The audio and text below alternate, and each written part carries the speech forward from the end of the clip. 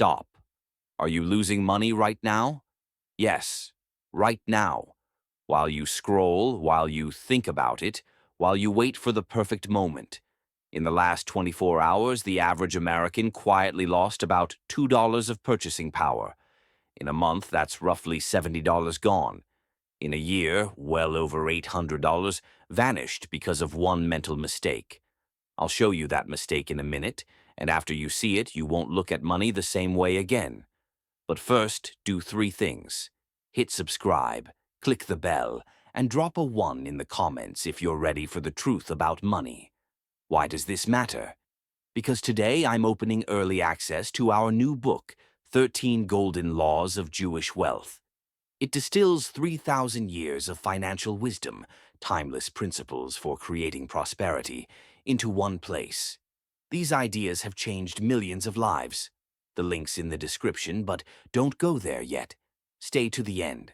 I'll reveal one of the most powerful laws right here. And if you type 1 in the comments, I'll personally reply to the first 100 people. My name is... And I was raised in a Jewish family where money was never the goal. It was a tool for freedom. My grandfather, may his memory be a blessing, immigrated to the United States with almost nothing. One scuffed suitcase, a worn suit, and a single book, the Talmud.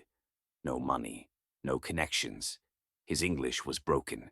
And yet, 15 years later, he ran 3 profitable small businesses, owned 2 homes, and had the kind of financial freedom most people only dream about. When I was 17, I asked him, "Grandpa, how did you do it? How did you start from zero and build all this?" He smiled that wise smile I'll never forget, and said, "Son, poverty isn't the absence of cash in your pocket. It's the absence of knowledge about how money works." For 3,000 years, our people have passed down 13 laws of wealth. While others stash cash under a mattress and fear every expense, we make every dollar serve a purpose. I saw it with my own eyes, not just in my family, but in whole communities. The same principles, the same extraordinary results. People started from nothing and in 5 to 10 years had steadily growing income, assets, businesses, and, most importantly, the freedom to choose. Now listen closely, because inside this story is the first golden law. My neighbor Michael is a good man, smart engineer, dependable employee. He worked at the same plant for 30 years and, like clockwork, set aside 15% of every paycheck. He saved on everything. No restaurants, the cheapest clothes, no vacations. He kept the same car for a decade. Save, save, save. After those 30 years of relentless frugality, he went to his bank proud, ready to see the fruits of his discipline. Want to guess the real value of that nest egg? It wasn't what he imagined. Inflation had been quietly eating it the entire time. Prices for bread, rent, fuel, and clothing kept marching forward while his dollars sat still.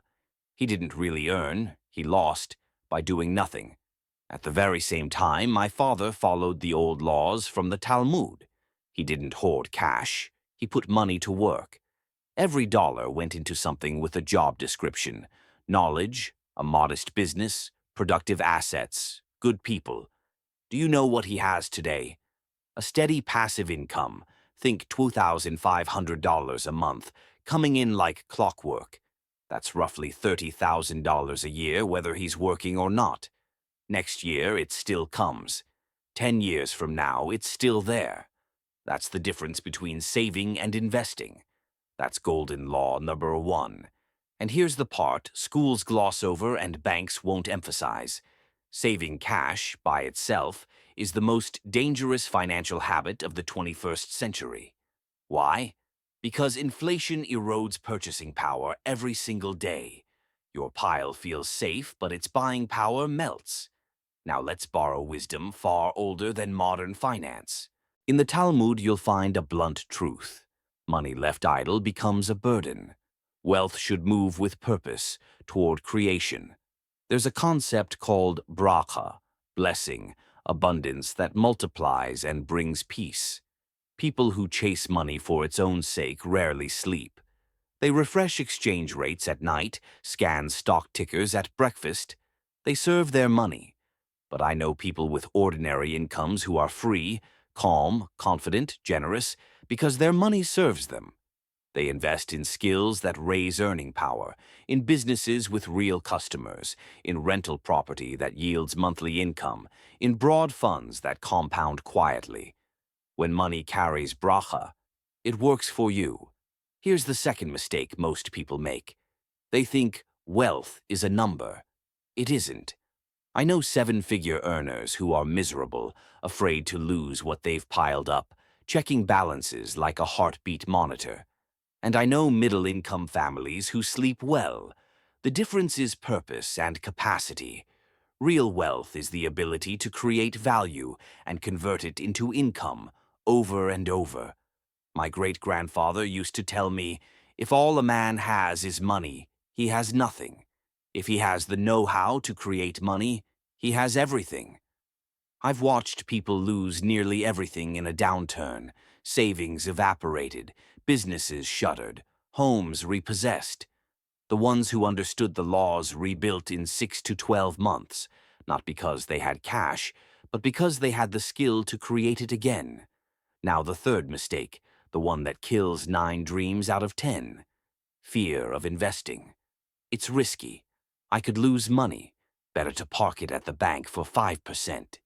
Here's the hard truth. Refusing to invest is the biggest risk in your financial life.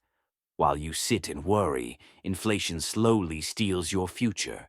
While you skip learning, others build skills and out-earn you 10 to 1. While you delay, time leaves and does not return.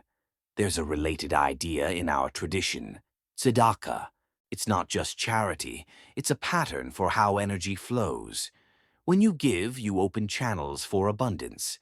It works with philanthropy and with investing in yourself, your business, and your team. You put in $100 today, you position yourself to receive $1,000 tomorrow. But most people are so afraid of losing the $100 that they never receive the $1,000. Let me give you a modern parable. Leo worked as a bookkeeper, 2 kids, a mortgage, a typical life. He saved for 5 years, built a $4,500 cushion, and parked it in a 2% savings account, proud of his safety. I told him, take a $500 and invest in education. Learn to build passive income. Are you crazy? He said. That's risky. What if it doesn't work? 3 years later, inflation clipped his savings by roughly 10 to 15% in real terms. Meanwhile, another guy, David, took that same $1,500, learned to invest in simple instruments, and built 3 small streams of income. 3 years later, his $1,500 had become $5,500, plus a steady $300 a month. That's risk. The biggest risk is doing nothing. Type, "I'm starting today" in the comments if you're ready to act. I'll reply to you personally with a concrete first step you can take immediately. Golden Law number 4 is the key to all of this. Invest in yourself first. Not in crypto, not in a house, not in a hot stock. Invest in your mind, your skills, your judgment. That's the one asset no one can confiscate, that doesn't deflate, that will pay you for a lifetime. My grandfather didn't buy a car with his first earnings. He bought books, dozens, on business, economics, and psychology. He went to meetups, asked questions, learned from operators. Every spare dollar went into knowledge. 2 years later, he launched a small business and used everything he'd learned to make it profitable. There's a saying, a wise student is worth more than 1,000 rich men. Why? Because a rich man can lose his money in a day. A wise person can create it again. Knowledge can't be stolen, can't be ruined by a recession, can't be eaten by inflation. It only appreciates. I know someone who spent $700 on a digital marketing course.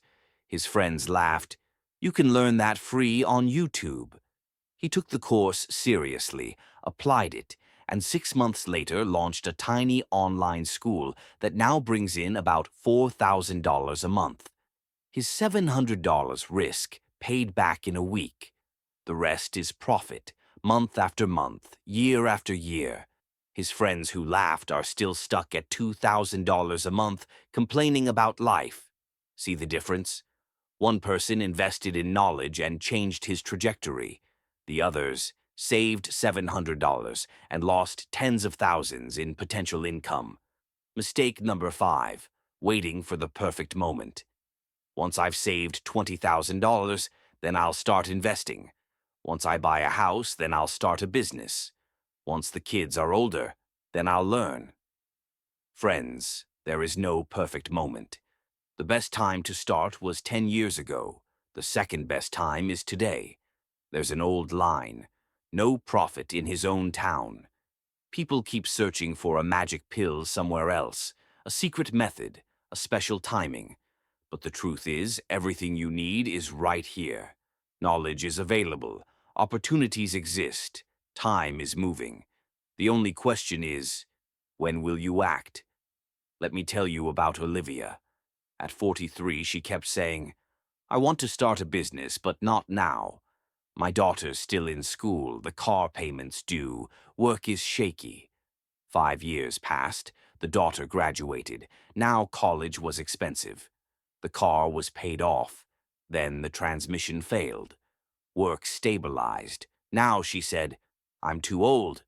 There's always a reason to delay. Always. Now meet Rachel. At 45, with 3 young kids and a husband making modest wages in a rented apartment, she started baking custom cakes at home. Month 1, $120. Month 2, $250. A year later, she opened a tiny bakery. 6 years later, she runs 4 shops and clears about $12,000 a month. She didn't wait for the perfect moment. She created it. Type, "I'm doing it today" in the comments and take one small step. Read a book, take a free lesson, open a brokerage account, or learn a new skill. One small action today. Golden Law Number 6 surprises people until they try it. Give money. Yes, really. Help others. Share knowledge. Invest in someone else's project. Practice generosity, and it comes back multiplied. My father, even when money was tight, set aside 10% for others. It's not a cost, he'd say. It's an investment in abundance. Again and again, after he helped someone, new clients showed up, unexpected opportunities appeared, and favorable deals landed. Call it coincidence if you want, but there were dozens of coincidences.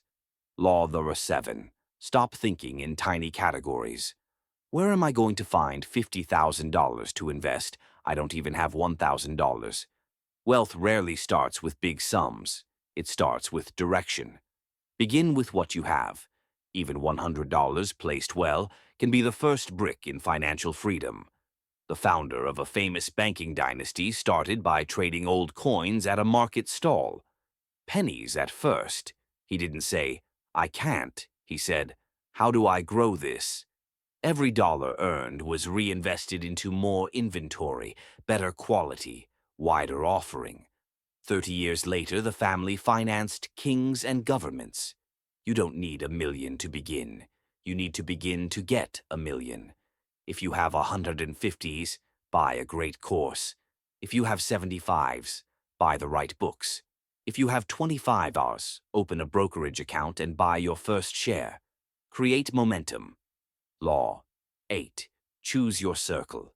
Make yourself a teacher, says the Talmud. Find mentors. If you want to become wealthy, spend time with people who've built real wealth. Observe how they think, how they decide, how they deploy money. My grandfather deliberately sought out meetings with business owners. Many said no. The few who said yes were worth more than any university degree because they shared real experience. You become the average of the 5 people you spend the most time with. If your closest 5 complain, fear risk, and change nothing, you'll be the 6th. Change your circle. Change your life. Mistake number 9. People can't tell assets from liabilities. They buy a car and say, "I bought an asset." No, You bought a liability. It takes money every month. Gas, insurance, maintenance, parking. An asset puts money in your pocket. A rental that cash flows, shares that pay dividends, a business with profit. The wealthy acquire assets. The poor acquire liabilities, thinking they're assets. The middle class buys liabilities on credit and digs the hole deeper. Ask every time you spend, is this an asset or a liability? Will this pay me or will it drain me? Law 10 is simple but rare. Automate saving and investing. Don't rely on willpower. Set an automatic 10 to 20% transfer to your investment account on payday before you see the money. Pay yourself first. Most people do the opposite. Spend first, save. If anything's left, nothing is ever left. Automation fixes that. 10% goes to investments. Done. Live on the remaining 90. In a month, you won't feel it. In a year, you'll have a portfolio.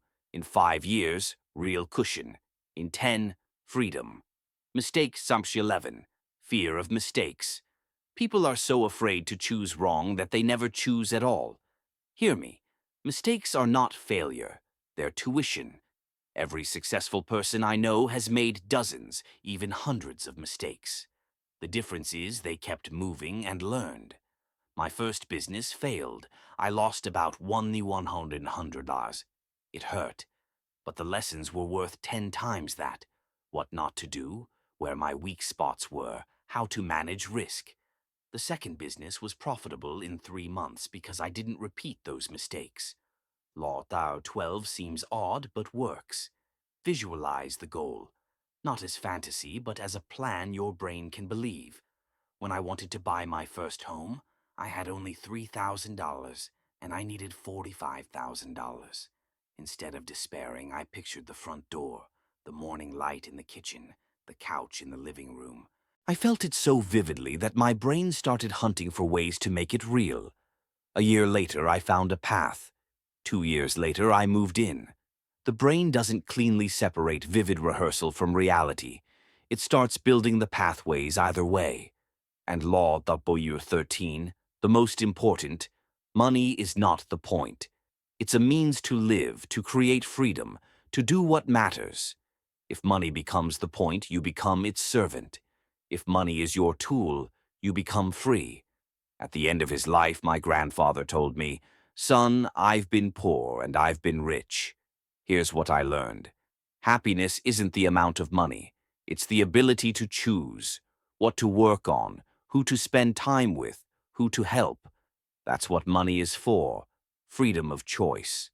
Before you sprint after wealth, ask, why do I want money? What will I do with it? If your answer is to impress people with a car, you're off course. If your answer is to build freedom so I can do meaningful work and care for my people, you're on the right road. We've reached the end. I've shared the 13 golden laws of Jewish wealth that my family passed down for generations. These aren't theories. They're field-tested across centuries. They worked in the Middle Ages, in the 20th century, and they work now because they match how money and human nature actually behave. Type a number from 1 to 13 in the comments and tell me which law hit you hardest and which one you'll apply first. I'll reply with specific steps for that law. Don't forget the book, 13 Golden Laws of Jewish Wealth, with exercises, examples, and step-by-step guidance. There's a special early price for the first 500 readers. After that, it goes up. Subscribe, click the bell so you don't miss the next video where I'll share concrete strategies for first investments, building passive income, and starting a business from scratch. Hit like if this helped. More likes means more people see it. Most important, everything I've said only works if you act. Knowledge without action is just mental clutter. You can watch 1,000 videos and read 100 books, but if you don't take the first step today, nothing changes. So here's your homework. Today, not tomorrow, take one action for your financial future. Open a brokerage account, buy a book, sign up for a free class, make a list of skills you can monetize. Anything. But do it. Then comment, "Done." That creates accountability and starts the process. It's the first step to freedom. Wealth begins in your head, not in your bank account, not in an inheritance, not in a lottery ticket, in your decision to think and act differently. If you take that step today, a year from now, you'll be stunned by how much has changed. I've seen these laws transform hundreds of lives, some from debt and despair to peace and abundance.